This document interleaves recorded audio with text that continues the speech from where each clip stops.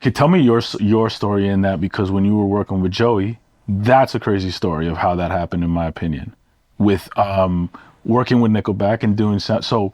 For those who don't know, you were doing front of house for Nickelback back in the day in a certain year. Yes.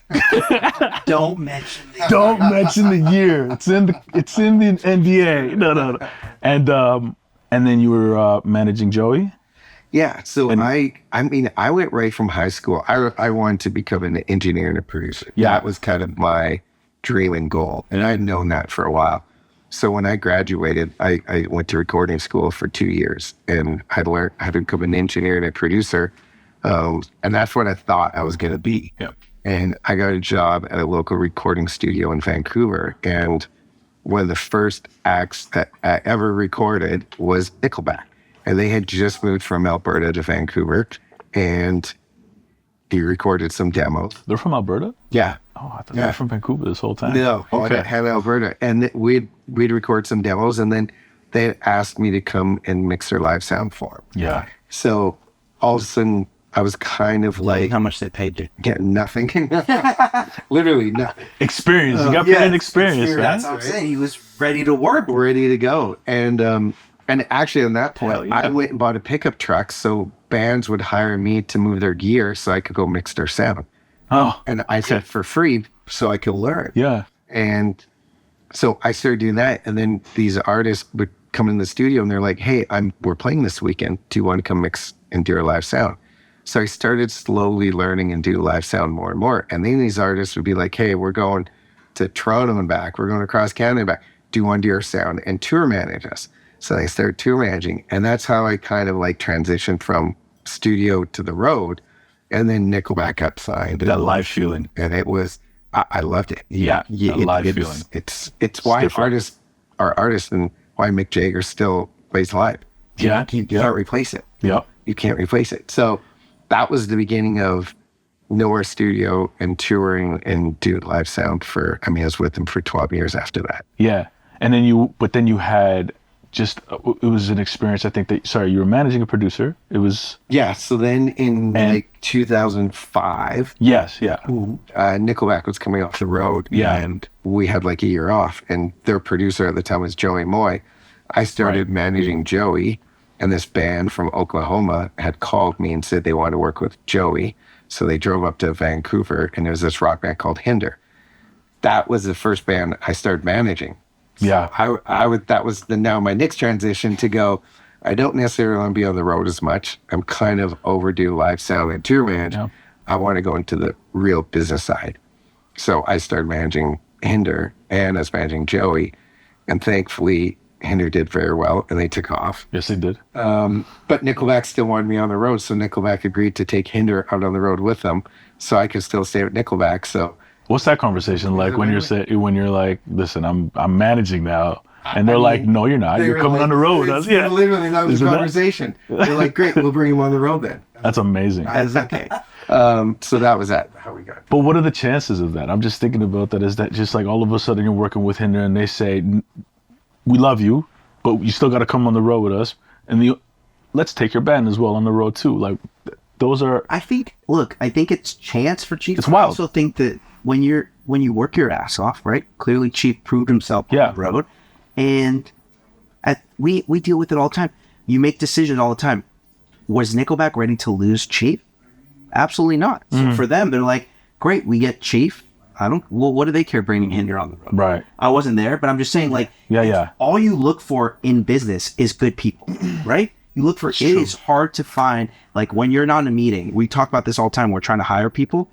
Are they going to do the thing we would want to do when we're not there? Yeah. In terms of just like how they hold court and all this, make the right decisions. So for Nickelback, I think that's probably at the time a very easy decision. Take this band. Were they unknown at the time? Yeah. Unknown band. You still get to keep our tour manager. So it's a win-win. Yeah. And he proved himself. It's like, this thing ain't going to work without him, so might as well just put his band on there. Yeah, that's incredible. Yeah. That's just a smart decision by Nick.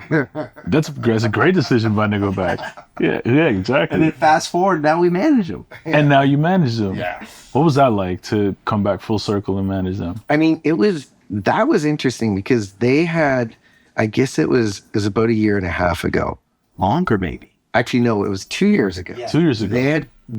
So they're with their original manager for 20 plus years. Right. I mean, and honestly, like no issues. Like it wasn't like a bad breakup. Everyone's still friends. Yeah. But I think they had kind of like hit a wall a little bit. Like, are we actually going to keep going on or are we just done? You know, and, you know, COVID had hit, you know, and it's just kind of like their last album did fine. Their last tour did fine. It was kind of like that moment of like, do we just call it a day or do we maybe make a change and see if there's some new blood would maybe come in and give us a shot, maybe change things up. And so they decide to part ways and go find new management.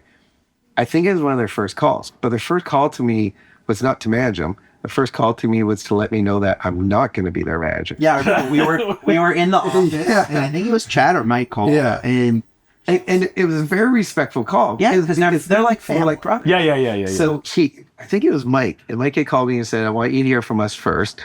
We're looking for new management, but we're not coming to you. Okay, so you didn't catch wind of it No. prior. They're first telling you. They Okay. were just basically saying, we want you to hear from us, but we're not coming to you and we're not coming to Simon because we're too close. We're friends. We're family. We've been doing this forever. What we don't want to do is decide to work together and then have it not work. And then all of a sudden we've wrecked our relationship after 25 years. Which can happen for sure. And totally got that. mixing business and friendship is It's tough. Especially after that, you know, like there's some decisions and conversations that are tough when you're like management artists. So I totally got it. I was like, hey, thanks for the heads up. All good. They basically spent the next, I think, 8 to 9 months trying to find a manager. And I mean, they met with everybody. way bigger manager. I mean, let's also say You probably name it. Sure. and they met. Yeah. Yeah. Okay. There wasn't anybody that wasn't taking a meeting to manage it. Of course. And I just remember they'd gone round and round. And, you know, I think more than one person in their world had gone to them and just being like, why are you guys just not at least sitting with these guys? Like, you have a history. He knows you guys, someone you trust. Like, isn't that more important than anything else? And finally, one day they called us and they're like, hey, you guys in LA? We're like, yep. And they're like, you guys want to come over to the Sunset Marquee and have a chat? Perfect. And we're like, Sunset. great. Perfect. Yeah. And we walked in there and they were like, that was an easy. what would you do? What would you do? It was literally like, and you could tell that they had other Really? meetings Okay. that day. Yeah. Like we were They're probably the already booked last out. one. We were like a 5:00 meeting. So we were like, and obviously there's a lot of love there with Chief and them. And it's the first time I'm meeting them. And they're like, just straight up like, I could tell they're tired. They're like, what would you do? And to me, it was easy. I was like, it's an easy sell. It's like, you guys don't need management, period. You're a household name. You can go the rest of your life, sell arenas and all that kind of stuff. But it's 2022. Things have changed. The music industry has changed. Everything's different. You have built-in trust that you can't get with anyone else with him. And then you have me, kind of like younger, thinks outside the box. Like, we can start thinking ways to make, not, I hate the term relevant because they were always relevant, but relevant in like, in the right ether of conversation, where the right people are talking about you, where it's not this outdated thing like doing a late night show doesn't move the needle like doing the right TikTok or even commenting on the right TikTok from the Nickelback account. And it was like, you have the perfect, we've proven our model as managers for new artists. We haven't done it with like, you know, legacy acts or acts have been doing it. So I understood hesitation. But what I said was like, there's no one you can trust more than the guy who's been with you for 30 plus years, at least as a friend or Very true. right? Right. And then you have someone who kind of looks at things differently. And they were like, okay, I like it. Yeah. I like it. And we went to dinner. Yeah. And then we started managing them a week later. And they're like, but where would you guys take us? And this is where the full circle moment is really kind of wild for me, is because having grown up with Nickelback and Hinder and doing rock and doing that, and then through Joey, we end up in Nashville, and all of a sudden we're in the country world. Yeah. And now we come back to Nickelback, who are now more relevant and bigger in country, Correct. than ever. Not an accident. So also we're sitting there going, guys, this is easy because the Baileys and the Nate and the Morgans and the Hart, they all love you guys. They all love Or you you. grew up listening I to grew up on you guys. They're like, Chad's one of the best songwriters. I'm here because of him.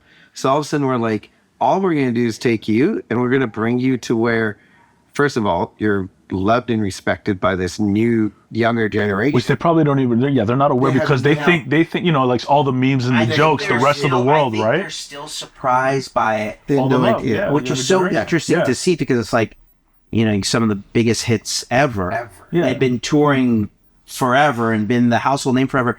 And then you can kind of see like, I don't know, just like, it's nice to see sometimes where Chad and Mike and Peaks are all like, oh, that's cool. And you think, because like, we're used to firsts all the time with our new artists. We're around for the first this, for the first that. Nickelback, we're not, they've done it all.